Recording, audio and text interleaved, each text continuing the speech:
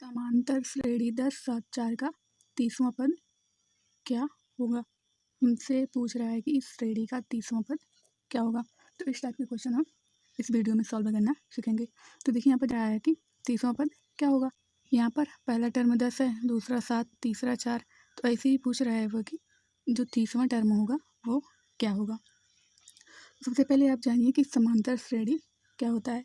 समांतर श्रेणी में ही छुपा है कि समान अंतर, यानी जो श्रेणी होगा उसमें क्या होगा, उसका जो अंतर होगा वो समान होगा, यानी कि समांतर श्रेणी। अब देखिए कैसे। अब देखिए समांतर श्रेणी 10 7 4 का 30वां पद पूछ रहा है। अब हमें क्या पता है कि ये समांतर श्रेणी है, यानी कि इनका जो अंतर है वो सेम है। अब देखिए हम क्या करेंगे, 7 में से 10 को घटाएंगे तो कितना आ जाएगा, -3। अब क्या करते हैं हम, 4 में से भी हम अगर 7 को घटाएंगे तो -3 आना चाहिए, तभी तो हमारा क्या होगा, वो समांतर श्रेणी होगा, यानी कि उसका जो अंतर होगा वो समान होगा। अब देखिए -7 और +4 इसको जब घटाएंगे तो कितना आ जाएगा, -3, यानी कि इनका जो अंतर है वो समान है। अब देखिए जो हमारा अंतर होता है इसको हम क्या कहते हैं, डिफरेंस, यानी कि यहाँ पर डी हमारा कितना हो जाएगा, -3 हो जाएगा। देखिए कैसे। तो देखिए इनका जो डिफरेंस आया वो 3 आया, यानी कि डी बराबर हम क्या कर देंगे इसको, -3। तो हमें पता चल गया कि ये समांतर श्रेणी है और हमसे 30वां पद पूछ रहा है।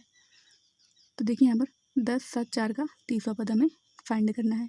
तो देखिए जो 30वां पद नहीं, या फिर जो लास्ट टर्म होता है, समांतर श्रेणी का जो लास्ट टर्म होता है उसका फार्मूला क्या होता है, या फिर जो इसका लास्ट टर्म होता है वो क्या होता है। तो देखिए nवां पद, यानी कि इस श्रेणी का जो लास्ट वाला पद होगा वो क्या होगा, a + n - 1 इंटू में d।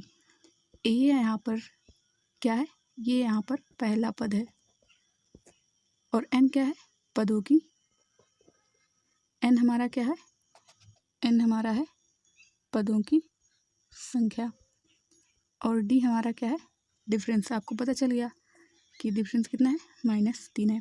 तो देखिए यहाँ पर अंतिम पद या फिर nवां पद, यानी कि लास्ट टर्म क्या हो जाता है, a + n - 1 इंटू में d। तो अब देखिए हमें पता चल गया कि श्रेणी क्या है, समांतर श्रेणी है, और समांतर श्रेणी का nवां पद क्या होता है, a + n - 1 इंटू में d। अब इसी फार्मूले से हम इस क्वेश्चन को बहुत ईजी तरीके से सॉल्व कर लेंगे। देखिए कैसे। अब देखिए समांतर श्रेणी 10 7 4 का 30वां पद पूछ रहा है। तो देखिए हमने फार्मूला लिख लिया, यहाँ पर क्या है, a + n - 1 इंटू में d। a बराबर हमने क्या बताया कि पहला टर्म, a बराबर पहला टर्म है, यानी कि a 10 हमारा क्या हो जाएगा, a 10 हो जाएगा। और देखिए हमने अभी डिफरेंस फाइंड किया कि इसका डिफरेंस जो आया वो कितना आया, -3 आया। अब हमसे पूछ रहा है कि 30वां पद क्या होगा, यानी कि T30 जो हमारा पद पूछा जा रहा है। तो देखिए हम इस फार्मूले का यूज करेंगे। तो देखिए इसका जो 30वां पद होगा वो क्या होगा, a + n - 1 इंटू में d। a हमारा कितना है, 10, प्लस n हमारा कितना है, 30। क्योंकि हमें 30वां पद ही तो फाइंड करना है, तो हमें जो ये हमारा जो टर्म होगा वो 30 होगा, यानी कि n बराबर क्या होगा, 30। तो देखिए n - 1 यानी कि 30 - 1 इंटू में d।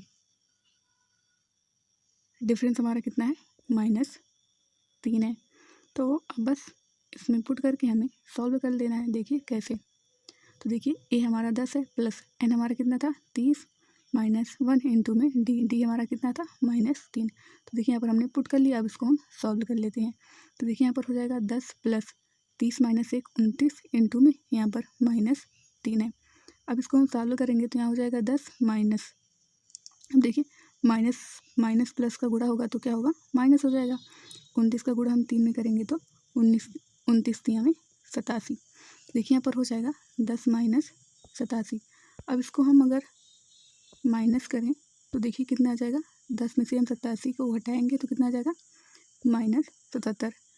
क्योंकि हमारा माइनस वाला टर्म बड़ा है इसलिए वैल्यू क्या होगी, माइनस होगी। यानी कि हमारा जो 30वां पद होगा वो कितना होगा, -77। तो इस तरह से हम ऐसे क्वेश्चन को सॉल्व करते। तो देखिए nवां पद हमारा क्या होता है, a + n - 1 इंटू में d। हमें पता चल गया कि हमारा a कितना है, हमारा d कितना है और n कितना है, इस फार्मूले में वैल्यू को पुट कर दिया तो हमारा क्या आ गया, आंसर आ गया। तो 30वां पद क्या हो जाएगा, -77। इसी तरह से आप लोग बताइए कि इसका जो 20वां पद होगा वो कितना होगा, कमेंट में बताइए। और अगर वीडियो अच्छी लगी हो तो वीडियो को लाइक, चैनल को सब्सक्राइब ज़रूर कर लेना। Thank you.